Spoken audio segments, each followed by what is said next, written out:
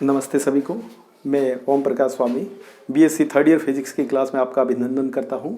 पिछली क्लास में अपन ने विभव सीडी के बारे में पढ़ा था और उसके लिए इक्वेशन नंबर 6, 5 और 6 अपन ने निकाली थी, तरंग फलन दोनों ही क्षेत्रों में।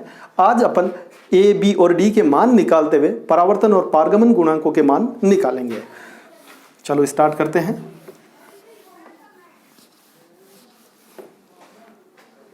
तो अपन लगा रहे हैं x बराबर 0 पर बाउंड्री कंडीशन। x बराबर 0 पर परिसीमा प्रतिबंध से, परिसीमा प्रतिबंध है ψ1 बराबर ψ2। कहां पर है? x बराबर 0 पर है। तो समीकरण 5 और 6 को बराबर कर दें और x का मान रख दें 0। तो ये हो गया a, x का मान 0 रखा तो ये 1 हो जाएगा, ये 1 हो जाएगा, खाली बचेगा b। इसी हिसाब से यहां बचेगा d। ये समीकरण नंबर हो गई अपनी 7। अपने को इसी जगह क्षय संतत भी होता है तो x बराबर 0 पर सातत्य प्रतिबंध से डेल ψ1 अपॉन डेल x बराबर डेल ψ2 अपॉन डेल x, ये अपने को लेना है और सॉल्व करना है आगे। 1 सेकेंड।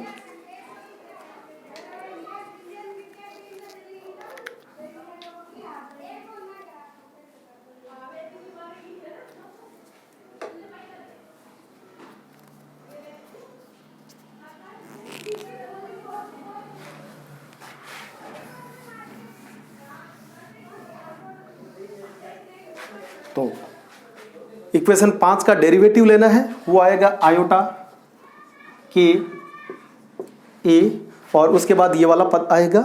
x का मान 0 रखना है तो ये हट जाएगा। इसी हिसाब से ये आ जाएगा माइनस आयोटा के बी और इस इक्वेशन में माइनस एल्फा डी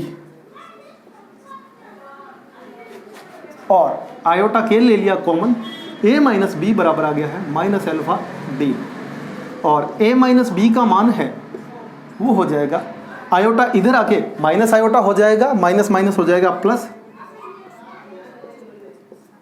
ये हो गई है समीकरण नंबर 8। तो समीकरण 7 और 8 का योगफल लेंगे तो a निकल जाएगा और दोनों का अंतर लेंगे तो b निकल जाएगा। तो इक्वेशन 7 व 8 का योग अपन ले रहे हैं, a और a हो जाएगा 2a और ये हो रहा है यहां से 1 प्लस आयोटा एल्फा अपॉन के डी और मैं लिख लूं a बराबर आ गया 1/2 k plus iota alpha D. ये आ गई इक्वेशन नंबर 9। समीकरण 7 और 8 का जोड़ लिया है, 7 और 8 का मैं ले लूं अंतर।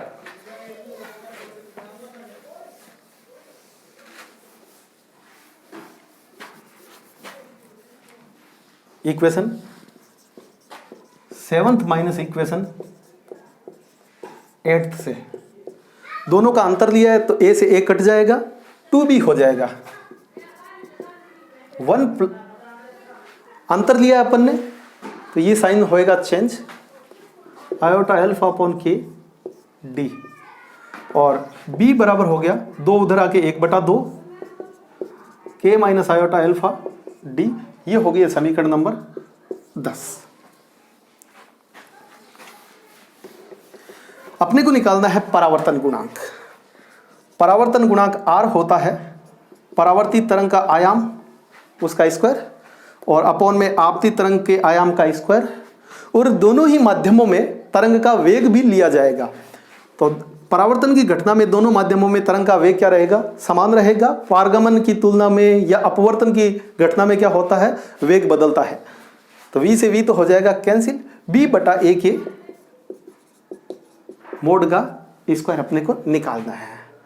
तो b/a के मोड का स्क्वायर हो जाएगा b/a का स्टार और b/a। तो समीकरण नंबर 10 और 9 से अपन देखते हैं b/a का मान निकालते हैं। पहले इसको मैं लिख रहा हूं 11। समीकरण 10 में 9 का भाग लगा रहा हूं।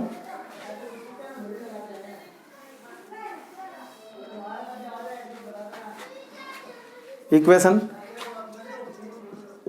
10th divide by equation 9th कर रहा हूं मैं, तो b बटा a आ रहा है अपने पास में, 1/2 कैंसिल हो रहा है, k भी कैंसिल हो रहा है, d भी कैंसिल हो रहा है, तो k minus iota alpha upon k plus iota alpha आ जाएगा। तो b बाई a का जो स्टार है वो हो जाएगा k plus iota alpha upon k minus iota alpha हो जाएगा। ये दोनों ही मान समीकरण 11 में मैं रख दूं,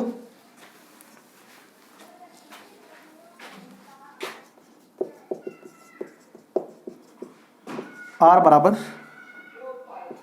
k plus iota alpha upon k minus iota alpha, और ये हो गया k minus iota alpha upon k plus iota alpha. तो r का मान कितना हो गया?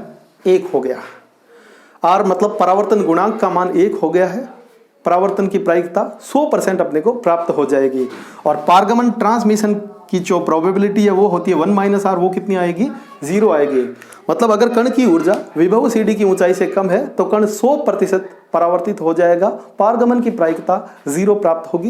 क्लासिकल मैकेनिक्स में भी यही होता है कि अगर किसी गेंद को अपन एक CD जिसकी ऊंचाई V0 है उससे नीचे अपन फेंके तो वो वापस टकरा कर क्या है, पुनः लौट आएगी, उसके अंदर जाने की संभावना कितनी होगी? 0 होगी। आज की क्लास में इतना ही पढ़ेंगे। अगला जो पोर्शन है E ग्रेटर देन V0 वाला वो अपन नेक्स्ट क्लास में पढ़ेंगे। धन्यवाद।